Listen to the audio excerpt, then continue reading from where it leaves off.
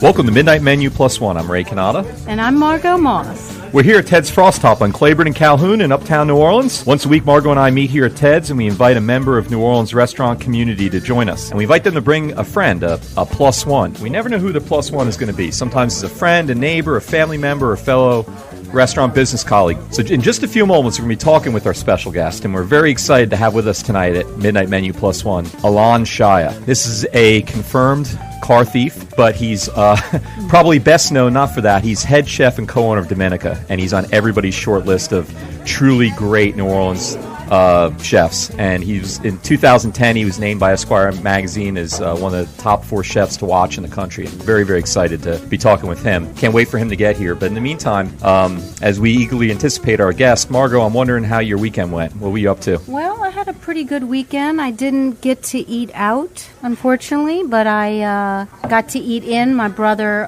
was cooking in his green egg this weekend.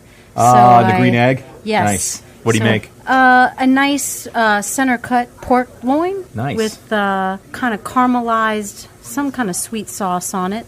Almost barbecue-esque. And does he take over when he does that? He does it all himself, or do you have to assist and everything? No, I just drop off my ingredients, and He cooks it up for me, and I pick it up when he's done. Nice. That's a good brother. Well, I'll tell you, I just had right here a moment ago at Ted's. You have the special menu that we offer here on Monday nights, and I had the meatball po' boy, and I was realizing I was eating this. I didn't get the irony of this. I'm eating a meatball po' boy cooked by meatball. It's almost like cannibalistic, you know. It was really good though. This is not a big meatball po' boy town, but that was a great meatball po' boy. And he put it on a Vietnamese bun made from dong phong. Oh, that's the best. East. Yeah, that's everybody's favorite. I loved it. Yeah. It was good. Well, it's time for our special guest now, Alon Shaya. Welcome. Thank you. Thanks for having me. Good to have you here. Well, so you're newlywed, right? I am. Yeah, last March. All right. Well, what's that like? I think it's going well. I still fit in my tuxedo, so I think I'm doing good. Now, how did y'all meet? We met at a friend's house at a party about 5 years ago, and I just thought she was the most beautiful girl in the room. Her name is Emily, and I went and started conversation and ended up sitting on the couch next to her at this party, and I thought I was doing good. And after that night, I was like, "Look, I'd love to ask you out sometime." And then about 8 months later, she finally agreed to go out on a date with me. So how many times did you ask her? Did you ask her once and she came back to you 8 months later, or did you keep asking her over the 8 months? She came and ate at the restaurant. I was over at Besh Steak at the time. And right. I sent out all this free food to her and her friends. I was like trying to impress them all. And then she left, and I didn't hear back from her for like a month or so. And then we ran into each other, and she was like, "Oh, you never called me back." And I was like, "I never got a message from you." And she goes, "Oh, I sent an email, or it must have gone into your spam file or something." And I was like, "Oh, this girl wants nothing to do with me." But lo and behold, we got together a couple more times, and it became true love. And 5 years later, we got married. 5 years after you met, you got married? Yep. All right. Yep. Didn't rush into it? No, it took our time. She was finishing up at a job and wanting to start business school, and I moved to Italy for a year during that 5 years, and spent a year in Italy preparing to open Dominica. So were you dating while you were in Italy? Yeah. So it was a long distance? About 6 months after we started dating, and I finally got her to agree to go out with me. I said, "Okay, I'm moving to Italy for a year." And she was like, "Okay." And it worked out that she would just come and visit every couple months, and we would just travel for 2 weeks to a different part of Italy. And so we had some romantic. Super romantic and beautiful times together out there. All right. You decided to go to Italy or you knew you were going to be opening up the restaurant? Well, living in Italy and cooking out there had been a dream of mine all my life, ever since I started cooking. And so it's always been kind of on my bucket list of things to do. When I moved to New Orleans in 2003, I started working with John Besh, and I became the chef de cuisine at his steakhouse at Harris. And did that for a while. Katrina hit. That slowed things down. Reopened the steakhouse. Got that back up and running. And I finally got to a point where I just said, John, I really want to open this Italian restaurant that I've had a dream of doing for a long time. And he goes, great. Let's do it together. Let's partner up in it. You need to go and move to Italy for a while. And when you come back, we'll get the construction going. I said, great. 3 weeks later, I was on a plane, and I had a friend set me up at a restaurant. Now let me ask, did you pick what region of Italy you were going to and all that stuff, or was that Besh? Besh was helping pay for the No, I spent my life savings out really? there. So he just gave you sort of a leave of absence to go. Yeah, he just told me to get out of dream. He said, get the hell out of my face for a year. And So, I had to figure you did it out all the from there. arranging and figuring out where you so could go. he put me in touch with who's now a really good friend of mine, Mark Vetri, who has a couple Italian restaurants in Philadelphia, and he's an awesome chef. And so Mark was able to hook me up at some of the restaurants that he worked at when he lived in Italy 10 years ago or so. So I started working in northern Italy at a former restaurant that he worked at. And where was that? What part? In Bergamo. Bergamo, where's that near? Northern Italy and Lombardia region. Yeah, okay. About an hour east of Milan. Gotcha, okay. And so started working out there, and then made friends and connections out there myself, and ended up in Parma, where I lived the majority of the time, curing meats and making pizzas and making pasta. So now you fluent in Italian? I wouldn't say I'm fluent. I probably speak like a 5-year-old. Okay. I can get through. Were you like that when you got there? Or? No, I didn't speak any when I got there. Wow. And I by the time I left, I was doing good, making it through lots of conversations, and actually able to enjoy having conversations and getting to make friends and stuff out there. Was the experience everything you had envisioned, or it was more? way more? It was way more. I envisioned before I went out there that I was just going to go and cook some great Italian food and learn how to make some great recipes and experience another culture and meet some great people. And what I got from that experience was really a new look at life. It became a life-changing experience for me. And not only did I get to do the things that I envisioned I was going to do, but I also built some amazing relationships out there with the families that I lived with, who just last March were back here in New Orleans at my wedding. And I learned... Well, what's the outlook of life that you learned? Is that what you're going to say? Well, yeah, and what I'm saying is I learned how to look at food through a different lens. Not so much about what could I put together to make it taste good. I learned to kind of look at food through a combination of history and present and the future. And that means that the Italians have been cooking the same food for hundreds of years in each region. And the reason that they cook those foods are for very special, whether it's religious reasons or family reasons or reasons that have to do with location. Ingredients and whatever. Everything means something. And everything has a story to it. And their kids will be cooking that food, and their grandkids will be cooking that food.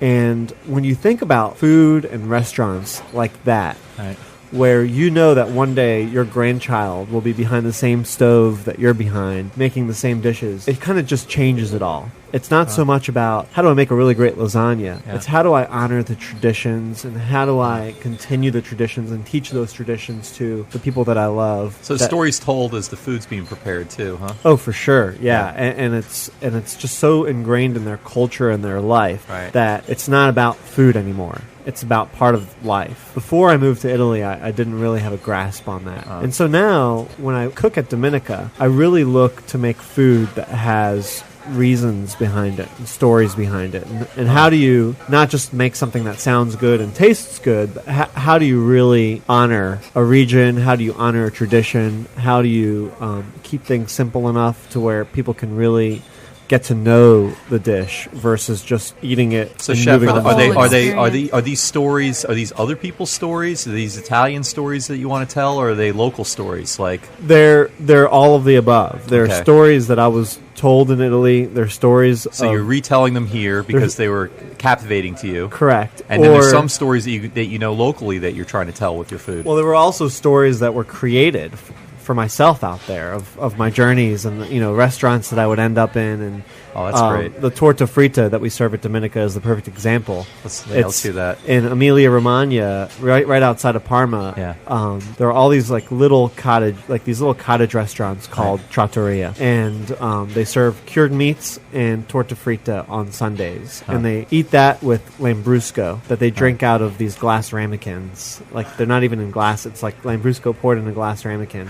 And so you spend your Sunday afternoons, torta frita, prosciutto or culatello or coppa, eating that, lambrusco, and that's what everybody there is doing. Like, everybody in that region is the doing whole region that on Sundays. Golly. And so that's so special. Like, that is something that's, instead of like, oh, I'll have the eggs Benedict and I'll have the pancakes with the bananas. It's like everybody's like, reliving this tradition every Sunday. And so when I came back to New Orleans and we started thinking about how to put Dominica together and what it was going to be about, I knew that it had to be that Sunday experience for me in Italy.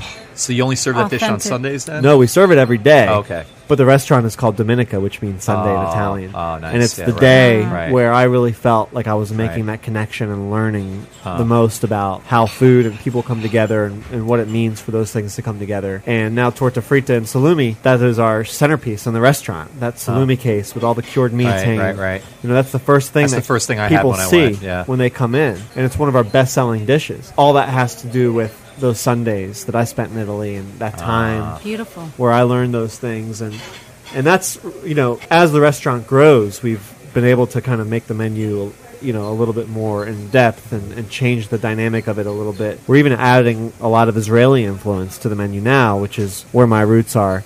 You were born in Israel. I was born in Israel. Yeah. Where in Israel were you born? In Bat Yam, just south of Tel Aviv. Okay, so right near on the coast. Yeah, right on the coast. I've been there. Yeah, I've been to Tel Aviv. I've been to Patian, And through the last 3 years, we've been able to grow this team of just incredibly talented and awesome people, like Lisa White, who's our pastry chef, Philip Mariano, who you'll meet in a minute. You weren't supposed to tell us. Who's our sous chef. That's the mystery guest, huh? Oh, man. You gave it away early. We'll change his name when he shows up. Cut that out, engineer, Well, let me ask you, speaking of tradition, and so was the transition after your experience in Italy, and you came back and you were working on your concept, and did you become more aware of the traditions in New Orleans? I mean, or was it... Not at first. I mean, I had studied the traditions of New Orleans the 5 years that I had been here prior to leaving to Italy. They didn't necessarily mean as much to me until when I came back from Italy, because I kind of understood how region and people and the makeup of the people, where they've come from and how they've immigrated into that area, have affected all that. And you read about it, you hear about it, but I never really felt like I really lived it. So when I came back, I was really focused mostly on the Italian foods that I cooked in Italy and kind of my journey through Italy. And the menu really read that way. And through the last 3 years, it's evolved into a little bit more of a southern accent to the menu, of whether it's red fish that we have locally here, or cooking with soft shell crab or soft shell shrimp in the spring, the little brown soft shell shrimp. We've also incorporated things like collard greens into our menu at times, like braised collard greens, and we find a way to really kind of make those things work. And those things you wouldn't have in Italy, basically. No. But it sounds like a natural evolution, because you're not forcing it onto the menu. It's come within time. For sure. It's part of your story that you're telling, because you're here and longer and experiencing things different through a different lens after your trip, right? Yes, and I think that the region that we live in, Louisiana, is just as important as Piedmont or Emilia-Romagna or the Veneto in its own way. It has just as much of a story to tell. Mm-hmm. And so I would be doing myself and everybody around me, I think, a disservice for not at least paying attention to that and utilizing some of those great stories and traditions that we have here. And incorporating that into our menu. Okay, well, I want to hear more about that, but I think it's +1 time, isn't it, Margot? Yes, let's... Well, this is the time where we when we ask a guest, we ask them to bring a +1 with... I have the one and only Philip Mariano, who is our executive sous chef at Dominica, and really makes that place tick on a daily basis. All right.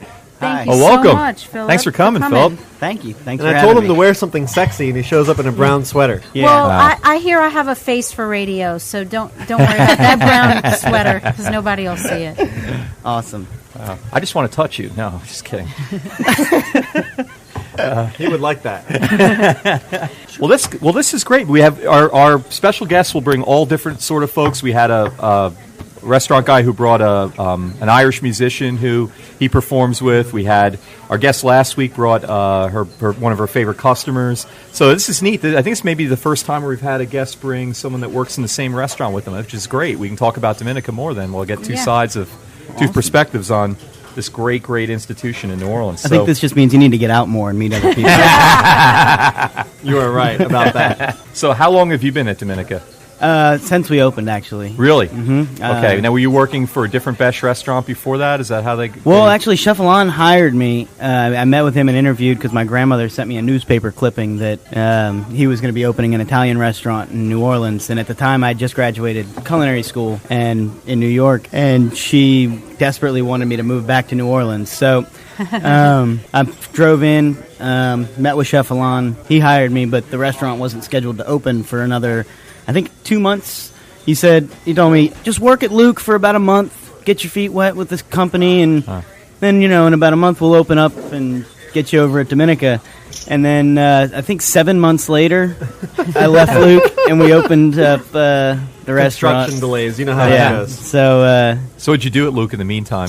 I worked on the line, got to know the system, like the way that the company works is kind of streamlined as far as calling out orders and tickets and just... Well, some of our viewers may not know, or some of our listeners may not know, how many Besh restaurants are there in the city of New Orleans? 9.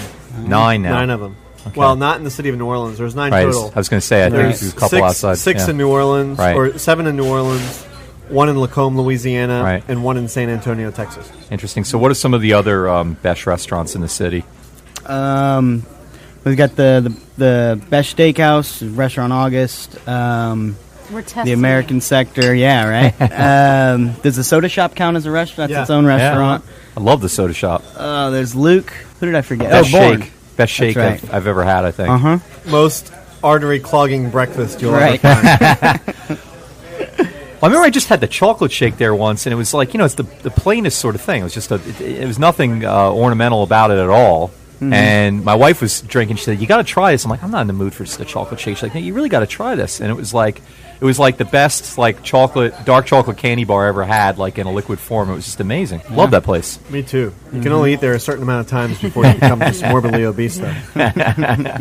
Wow. So I wanted to ask you, Philip. Yes. So you went straight from graduating from culinary school. Your first experience in the working world was at Luke? No. Then? Okay. No. Actually, well, I had worked in restaurants for a while before going to culinary school. Okay. Kind of grew up in it. My mom ran a couple restaurants when I was Locally? younger. Mm-hmm. Back to the Garden. Yeah. But the original ones, like... Oh. In the CBD? Was it yeah. in the CBD? Well, actually, where... Le Cirque is, or that hotel on yeah. Oh, right near it though. It's a couple blocks from where it it is like now. But she actually had in the lobby place, of in the lobby of that hotel, which used to be the YMCA. Right. Lee Circle. Yankees may come back, come again. That's what the YMCA stood for. Yeah, really. Right, Lee Circle. That's what the awesome. Locals say. Yeah, Yankees may come again. Mm-hmm. Yeah. But so anyway, I'd worked in several restaurants for a while. My actual first paid job was at the Portical, making salads and stuff. Believe it or not, they have them there. But and when did you decide to go to culinary school? I don't know. I guess when I was like 15 or 16, and then I actually did it when I was about 20. But I don't know. I didn't want to get a real job, I guess. So I kind of went to fake college at Texas A&M Corpus Christi. And fished a lot and worked in a sushi bar. Yeah, I learned a lot. But so anyway, then when I graduated, I moved to Italy for about 6 months. But I spent my life savings, but I didn't have any friends that knew how to get me a job there. So without a visa, I wasn't nearly as lucky as Chef Alon. So you ate more than you cooked, maybe? Huh? Right. I ran out of money real quick and then had to come right back. So... But 6 months, you probably had some great experiences. In 6 months. Oh, I did, definitely. I just couldn't get in any actual kitchens. So and where in Italy did you live? In Florence. In Florence, all right. Mm-hmm. Yeah. So I wanted to ask Chef Alon, do you like mentoring younger chefs and folks in your...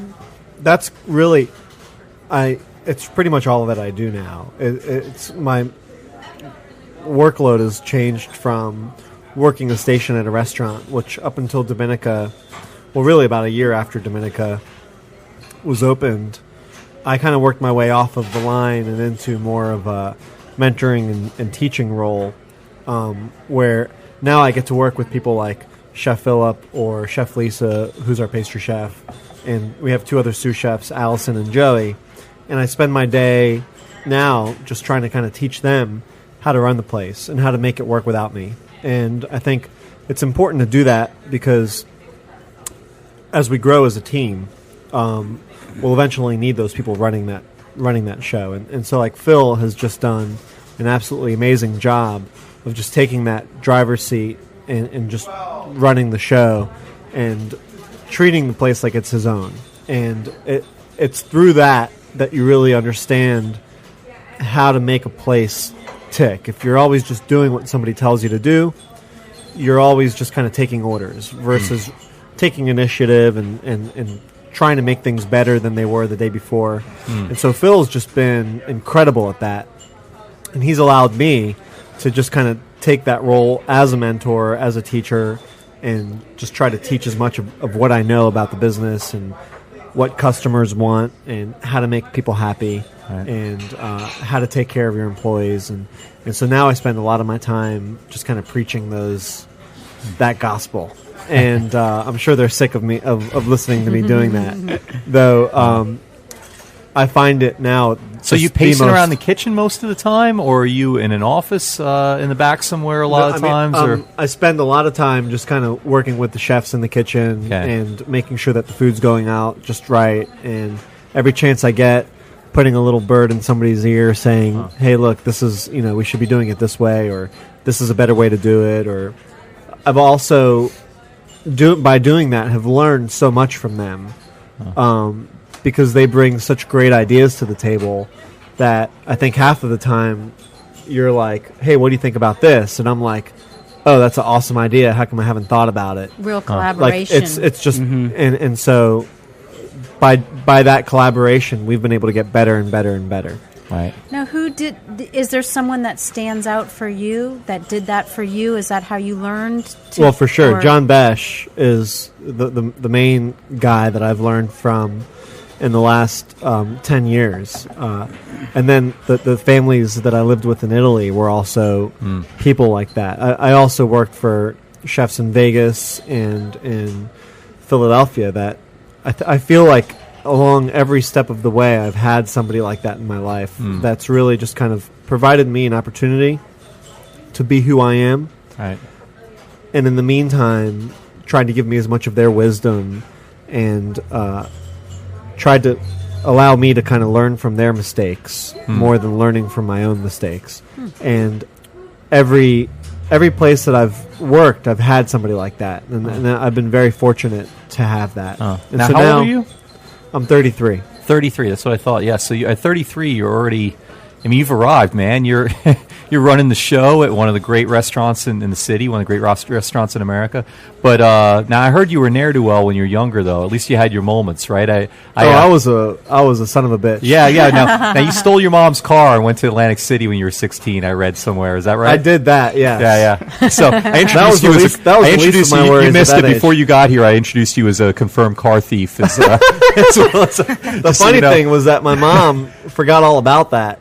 Until she read the article. How do you forget about that? And then she calls me and she was like, my son doesn't turn in his homework and we remember it for, yeah. She said, "When did you steal my car?" I said, "Mom, remember you had to come and pick me up in Atlantic City at 2 o'clock in the morning because the police confiscated it?" And then she was like, "Oh my God, I've totally blocked that out." That's got to be what, a good 45 minutes or an hour from Philly, right? Atlantic, an hour and 15 minutes. Hour and 15, yes. I lived in Jersey for a long, long time. Not that, it's North Jersey, but yeah. She's so proud of you. She just, that kind of slipped out the back. And so then she said, "You're grounded." After she read the article? I was like, "Great, I get to stay home for a couple weeks." Awesome. Wow. Yeah.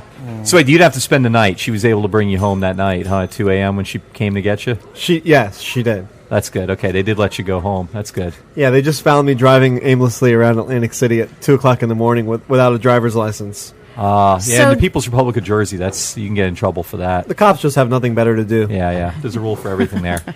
So did grounding you help, or you were still getting in trouble after that? No, it was just a few weeks ago that she told me I was grounded after she read the article. See, if she grounded you when you were 16, I don't know you'd if be I an was. accountant I now. don't think I was groundable at that age. I think I pretty much just did what We I can all wanted be to. thankful she didn't ground you when you were 16, or Right. you'd be a CPA now or something, or Well, insurance adjuster. Not that there's anything wrong with that, but No, not we at like all. you as a chef. But I was such a ass as a kid that when I finally found my passion, which was cooking, it took my home economics teacher in 10th grade Yeah. to just grab me by the ear and say, "You're going to do this. Right. Like, shut up, sit down, listen to me. I'm taking you from now on, and you're just going to do exactly what I say." And she was really the only one that could get me to listen to her. Huh. And when I would get kicked out of my other classes, instead of sending me to detention, they'd send me you to home ec? They'd send me to Mrs. Tarkov's class to peel onions and slice celery. So what was it about her that was Slice celery. so impactful on you? She believed She treated in you? me with a level of respect and maturity that nobody else at the time would take the time to do. Huh. And I didn't necessarily deserve it, but she spoke to me like an adult, like a friend. Right. And that really got me to, listen to her, where all my other teachers were pretty much just wrote me off at the time. Huh. She pulled me under her wing and said, "Look, you really have." And I took the home economics class because I didn't, just like Phil, I didn't want to take real classes. When he went to Texas A&M, he didn't want to go to real school. He just wanted to go fishing. Well, I didn't want to go study math or English. I wanted to go hang out with all the cute girls in home ec. And so that's why I took the class. But from being there, she saw something in me when I would pick up a knife and slice some onions, or when I would come up with a dish. She said, "You have a real talent at this. This is something that you're good at." And again, that was one of the first times I'd ever heard that in my life. And so did you go to college from there, or did you go to culinary straight school? to culinary school. Went At the straight age to of 18, culinary I went school. to Culinary Institute of America. Okay. Oh, wow. And Okay. graduated with honors Right. at the top of my class, Right. where I barely made it out of high school. Wow. And so it just kind of took that, focus and that passion that I found to get me to, to change my life around. Huh.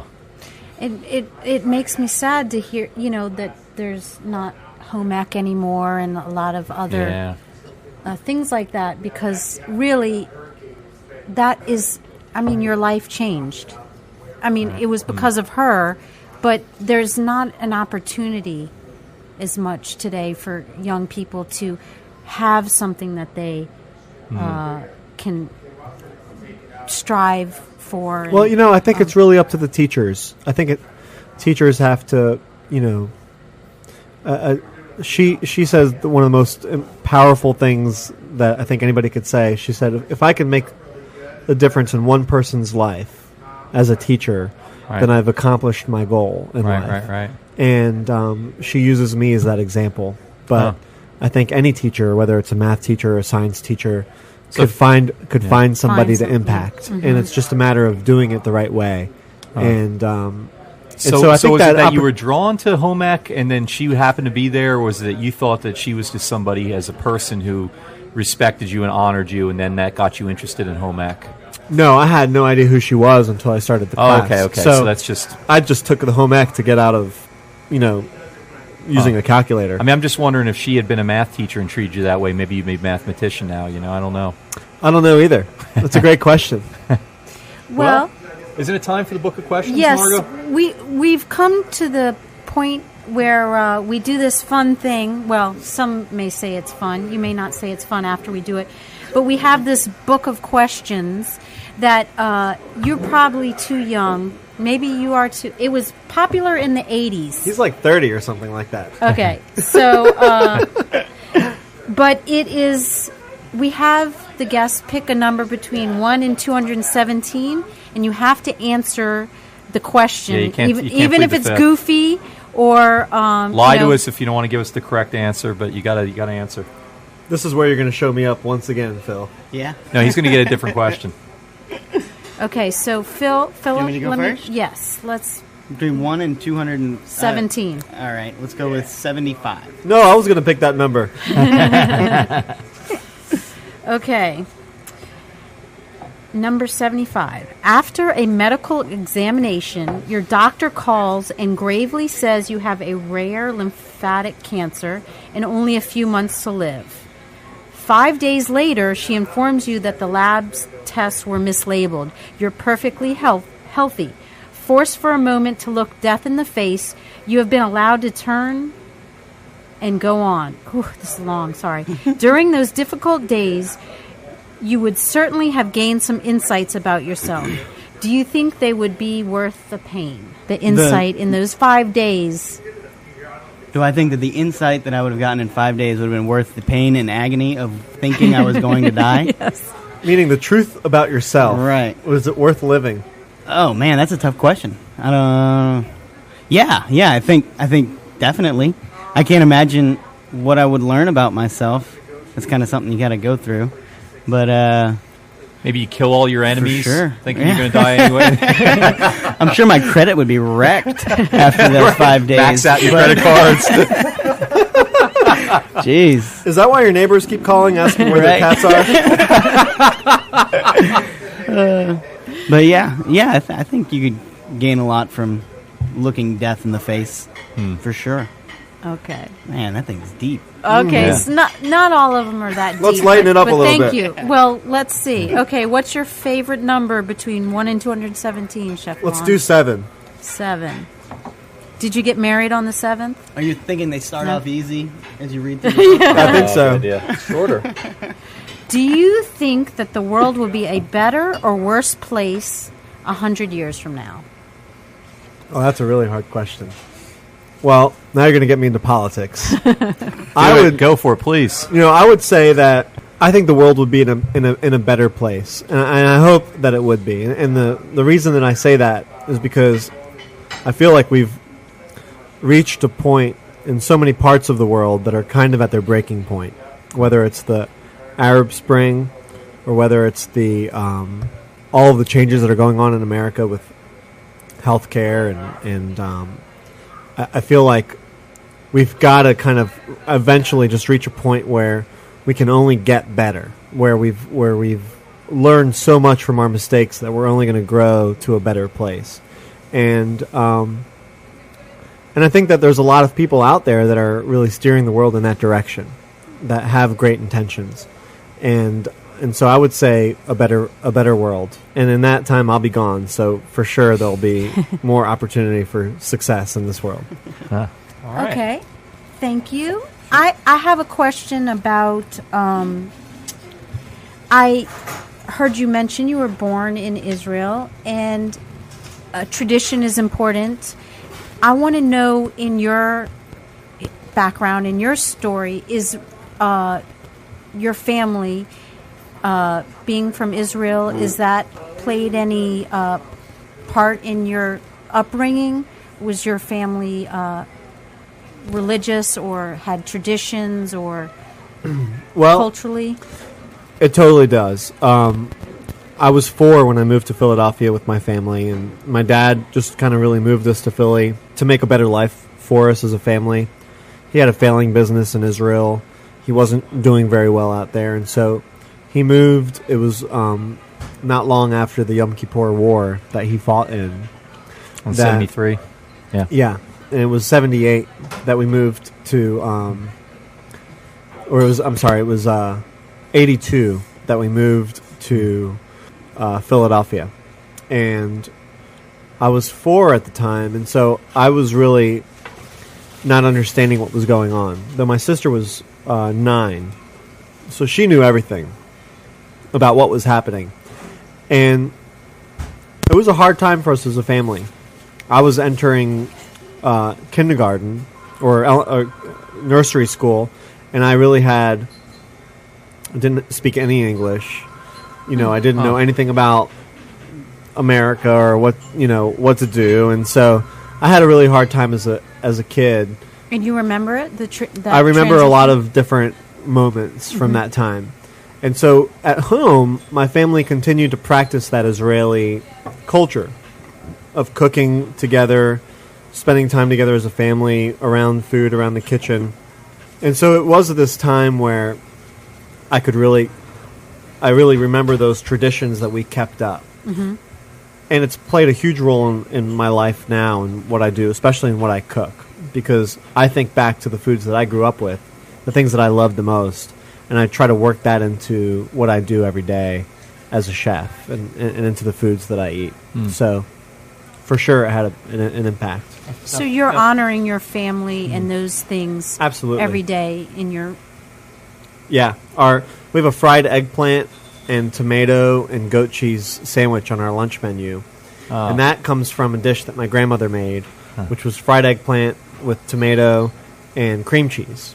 And so we grew up she would just bread eggplant and pan fry it, and you take tomato paste and you kind of saute it with parsley and olive oil. And we would take that with cream cheese and rub it on white bread and just eat these fried eggplant sandwiches. Oh, wow. And it was just one of the best things I could ever remember as a kid.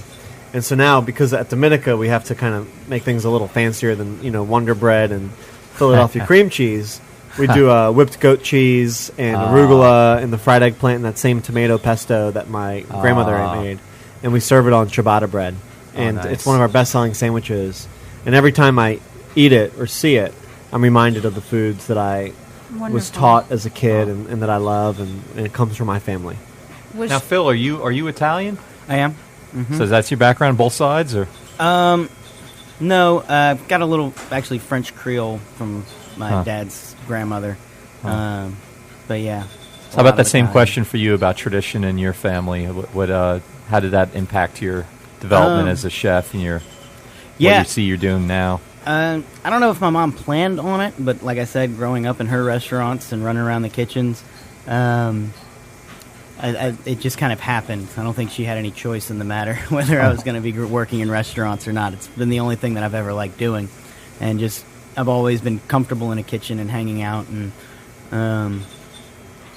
I don't know. I think one of the big things for me on our menu, it's not there anymore, but we did a panade veal, and that was something that my mom would always cook for us. But she couldn't get veal, so she would just call it panade meat. Which panade meat. What kind of meat was it? With pork. She would get pork cutlets and pound them out and bread them and fry them. And I was looking at Nutria or something. Yeah. But yeah, she. I don't know. But yeah, just being in the kitchen was kind of somewhere that I just grew up and was always happy to be. Yeah. So yeah. So you've always been kind of a broadly Italian genre, though, huh? Because you were like in Creole Italian growing up. And then you were in Italy for a little bit, and then now you're in an Italian sort of context.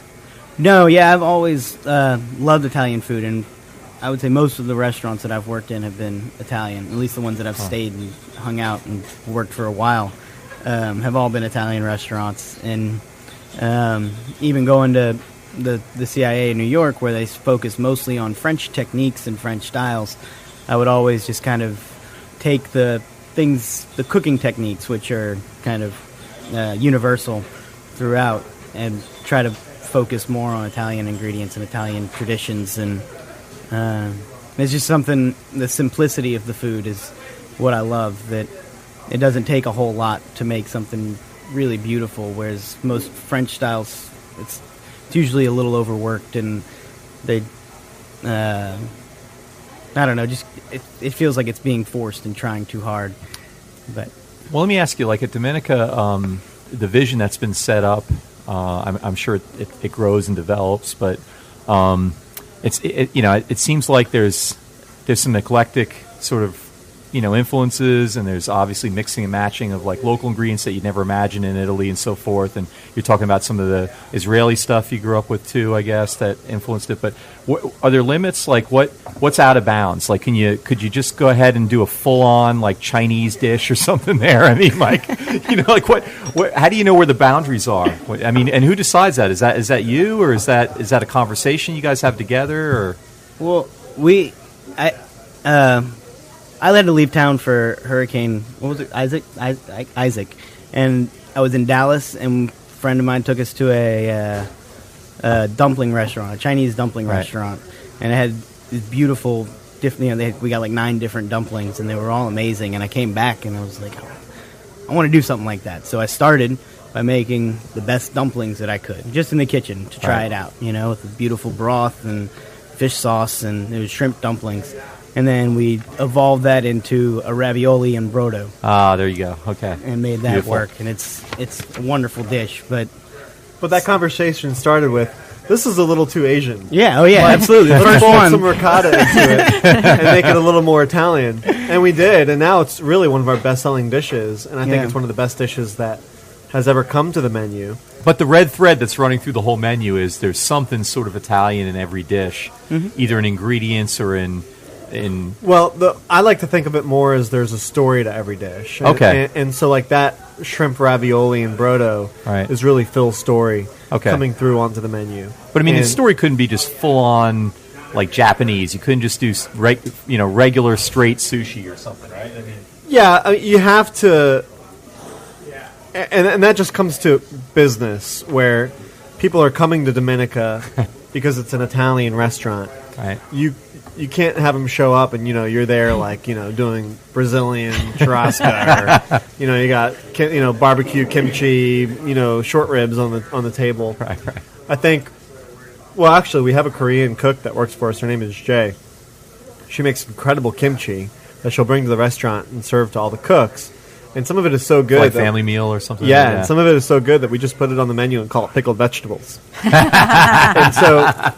And nobody knows, but they will now. But it is so, it's such good food, and I think every culture, food kind of, the Asians have their dumplings, the Italians have their dumplings. It's you go from dumplings to ravioli to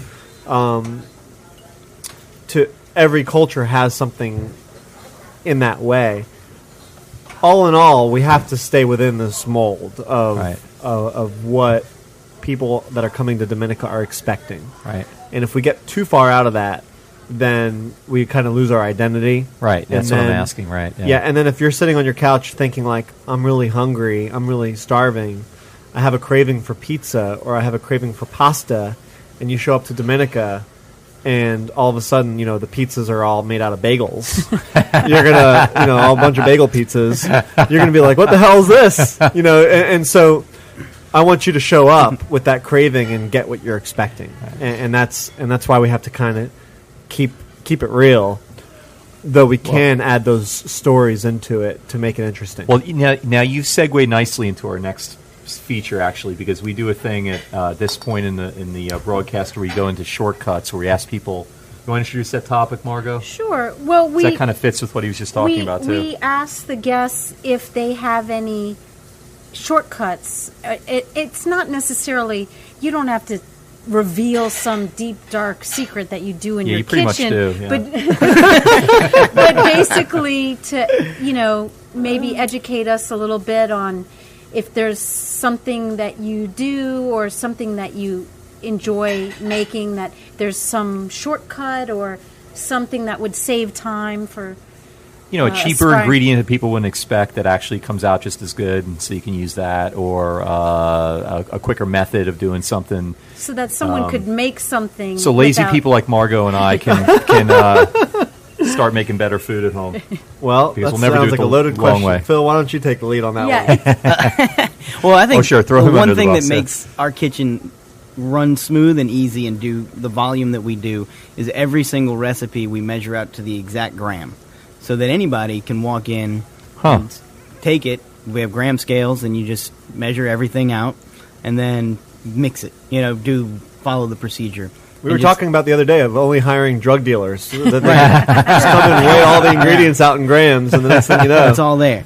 And so what we'll do is we want to make something, and we get a bunch of little containers of all the stuff, and we measure what's in it and how much that weighs, and then we just cook from our hearts and just do it as if we're doing it like chefs, and then measure whatever's left afterwards and subtract it, and that becomes our recipe. So we have all these things for, so maybe 129.3 grams of basil and 238 grams of, You're not helping me. This sounds like more work. Well, it's more work in the beginning for us, but then when it comes time to replicating it and having anybody just come in and follow those recipes, gotcha, okay. It's all there, and all they have to do is measure it exactly, and there's no guesswork involved, and there's no... It makes things go faster on a day-to-day basis. Okay. Right. Exactly. So you're advocating for very specific recipes then? Exactly. That's what you're saying. Yeah, okay. Okay. So maybe it could be simplifying and really following Right. Something and being organized and Oh, sure. that Okay. can save someone time in the kitchen. Oh, absolutely. All right. Here's my version book of questions. Pretend like your IQ's 30 points lower. You're more like me, right? All right. And Something that will save you you some have time. you have limited ingredients at home. How would you make what would be a quicker way to make like a homemade pizza than The 4-day-old dough that we use. Yeah, right. Exactly. I'm sure it's like incredible the way you guys do it. But what would be I have a great pizza recipe that can be done day of. There you And go. It's pretty much just flour, water, salt, and yeast. And to take that shortcut that you were just talking about of our dough at Dominica takes 4 days before it's actually ready to be used. Wow. And it ferments slowly and proofs slowly in the cooler. If you increase that yeast by 300%, you can have the same effect in 1 day. Right. The flavor wouldn't be there. That Right. deep, rich sourdough flavor that we love in our pizzas that Right. takes that 4 days to develop. You could have a pizza that looks good made that day with a little bit less of a sour, richer characteristic in the flavor. And you can use it right away. So there you go. That's a wonderful shortcut. There you That's go. great. Thank you. That's why he's in charge. I liked his one better. I was going to say my real shortcut them both. is I just tell Phil to do it. That way I don't have to do it. And I save all kinds of time doing that. Yeah, my shortcut is going out to eat. That's all. That's what I do. My family pretty much never eats at home. We pretty much go out to eat every meal. So that's our shortcut. I have a question. It's kind of maybe out of the blue, but I had heard that you went on a trip to Israel with some other chefs. Yep. And I'd like to know, I'd like you to tell us who those chefs were and what that trip was about and Sure. how you got So it was affiliated with that. June of 2011. I took a trip with John Besh, Jacques Leonardi from Jacques Mose, Yeah. David Slater, who's the executive chef at Emeril's restaurant. And we all went to Israel with Alon Franco, who is the president of the Jewish Federation of New Orleans, and Michael Weil, who is the executive director. Michael Weil, who's the executive director. And they took us out along with a few other people, and we went and cooked for Israeli troops in the northern hills of Israel, right on the Syrian border. Like Golan Heights, kind of. In the Golan Heights. Right. Yep. And Rosh Pina was the name of the town. And we went and met up with the battalion in the hills, cooked dinner for 300 troops that night, and just had one of the most moving experiences you could imagine. We cooked Shabbat dinner that same week for the mayor of a town called Rosh Ayin, which is the sister city to New Orleans. And about 50 other people at a home where we actually, the family that hosted us helped us cook, and we had kids peeling vegetables, and we put together this really great kosher feast. And then we also cooked another meal. It was supposed to be for 1,000 people, and the town of Rosh Ayin, which is just north of Tel Aviv, it's a suburb of Tel Aviv, is made up of kind of modern day Jews, like the yuppie Jews that commute to work to Tel Aviv in the financial district or the fashion district every day.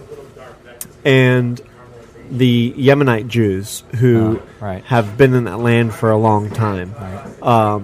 And the city is very segregated by this small little creek and this park. We put together a dinner with this big festival where we kind of met in that neutral ground in that park, and we each cooked 1,000 portions of food. And so we were expecting the modern day Israeli Jews and the old Yemenite Jews to kind of come together with music and dancing and food to kind of get to know each other and meet each other a little bit. 10,000 people showed up to this event. What? Wow. I swear. The entire town, almost all of the Yemenite Jews and all of those modern day Israelis all came together. And the mayor was in tears that day. Wow. And he got up and said, "This is the first time that I've seen this community really come together in a way like this. It's never been done that way before. We've had events where a few people would show up here and there, but never have I seen these two classes of people get together and dance and sing and eat and really enjoy time together." And that... What was it? Was it the food, do you think, or was the celebrity of the event? Or? I think it was a combination of everything. The event was very well promoted. It was they had to pay for the food, so it wasn't like free by any means. But I think it was just it hit at the right time where people really felt comfortable going. And who knows what the combination was that actually made it happen. The fact that it did happen and this community came together in a way that was unprecedented. You can't make that kind of stuff up. And no matter how good your gumbo tastes, that doesn't do that. And so it takes this kind of miracle to make those things happen. And when it did happen, it kind of reminds you of how important and how impactful, how much of an impact cooking can have and food can have to not just only specific people, but to entire communities. And did you say what kind of food you served at this event? We did all like kosher Louisiana food. Kosher Louisiana food. So we did like a chicken and lamb sausage jambalaya. Wow. Where there was no pork at all. We did like a sea bass coubillon. Now wait a second, you didn't cook for 10,000 people though, the four of you, right? Oh no, we ran out of food really, really fast. We cooked 1,000 portions each. And we were emptied out in the first half hour. Now, did you have a whole bunch of people helping you? You had a bunch of line people? We did. Okay. We had a whole team of cooks and chefs in Rosh Hashanah that were there as our support team that helped us. Now, they were locals, so they weren't. They were locals there. Okay, wow. Well, I have to tell you, the reason I heard about it is my husband went. Oh, what? This Really? past summer. Wow. And they were telling them about that experience. He was back in the same town? Yes. He went back, and people were still sharing their stories about that experience and how profound it was. And so that's was, I had read that y'all went, but I had heard about it, and so it really I wanted you to know that people are still. That's exactly when you asked what I do every day now, if I feel like I'm a mentor, those are the stories that I really try to convey. It's how can you really make a difference through your cooking, and how can you really make a difference through food, not just in your community but in the world, and it's possible. And I think that experience that we had in Israel really kind of just brought light to that, and that's why I tell the people that I work with, cook with your hearts, because it means something. And you can reach all levels of people with the food that you do. It doesn't just have to be who's sitting at table 74 at Dominica. Eventually it'll be more than that. And that's just one of the most important stories I think you can tell about cooking. And that's what I hope that the people that I work with every day can kind of pick up on. Well, we're almost running out of time here, and I had another question for you I want to squeeze in if we can. I read a little bit about your house, and I'm just always fascinated about houses. Tell us a little bit about where you live. You live in the Bio St. John neighborhood, and you live in a historic house. It's a side hall cottage, I guess. Yeah, it's an old, I think they call it a Charleston style shotgun, where it's a shotgun with a side hall that's outdoors that you can access every room through the side hall. Right. And my wife has a great sense of fashion and taste, and she like found this house, and we went and looked at it, and we put an offer on it the same day that we looked at it. When was that? Was that right after you got married? Right before? That was right just before. That was a year before we got married. Okay. And we just love it. It's not very big at all, but it just has so much character. And we have 2 dogs that can kind of run in and out of all those little doors that we have. And our little puppy, Chechi, has learned how to open the doors. So we'll let her out one door and think that she's outside, and she'll really be like in the bed, chewing on sticks. And so like, because she finds her way in through one of the other doors. And so we just have this little house that we absolutely love. We really do. Is it pretty walkable right there? You go to Cafe de Gaulle from there, and Lola's and Santa Fe. 2 blocks from CC's. And there you go. Okay. And 3 blocks from all those places. What are your favorite places to eat there? We love going to Cafe de Gaulle on a Sunday once in a while. We go and get coffee at CC's pretty much every day. Yeah.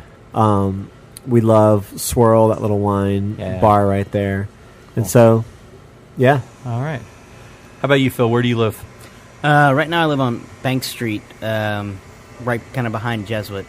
Right near Bank Street Bars. That's the first place I ever heard live New Orleans music after the storm. Oh, really? Moved here right after Katrina, and that was the first place I went. There was 4 people there that night. I go back a lot still. Oh, and Crescent Pie and sausage. Oh, I love that right place. there. You like that place? Mm-hmm. Yeah. Yeah. Would you tell us if you didn't like it? I would. I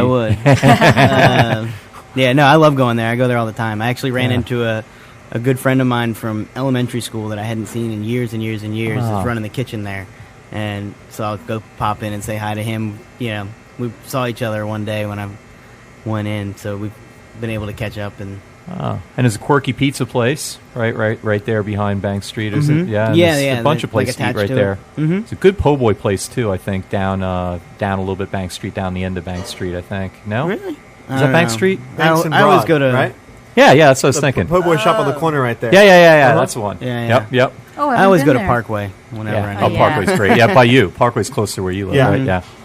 Yeah. Well, are we out of time? I think we are. I hate that. Well, we'll just have to have you back. Maybe we can get you back, Phil, and you can bring a +1. You can bring Alon again, right? Let's keep trading. But we are out of time, and thank you all for coming by. Thank you for having us.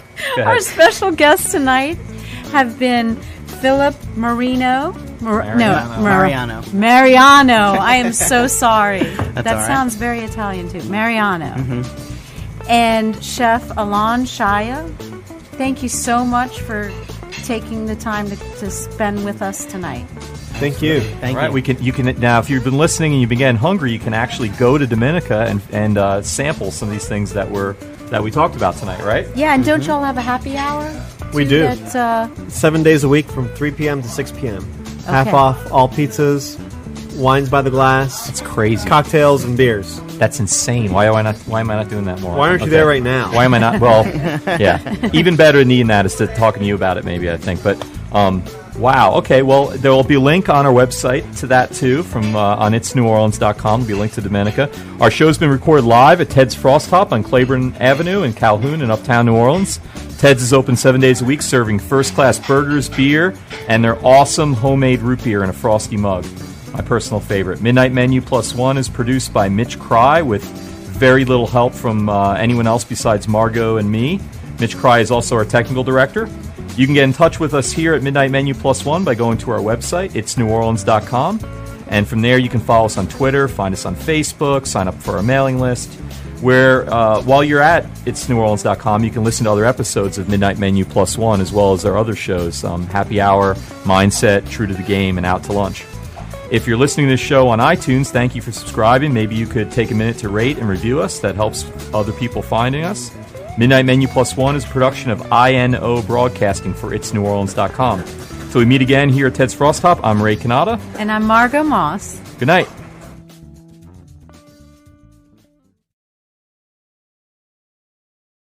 Summer's almost over, but at Old Navy the styles are as hot as ever. Get to Old Navy now for 30% off all jeans, 40% off all dresses, and 50% off all tees. That's right, get 30, 40, and 50% off all your favorite styles for the whole family, plus up to 75% off clearance. Hurry in fast. These deals won't last. The sale ends soon at Old Navy and OldNavy.com. Valid in-store 8/22 to 8/28 and online 8/22 to 8/24. Excludes in-store clearance, bubbles, active, licensed, and men's package tees.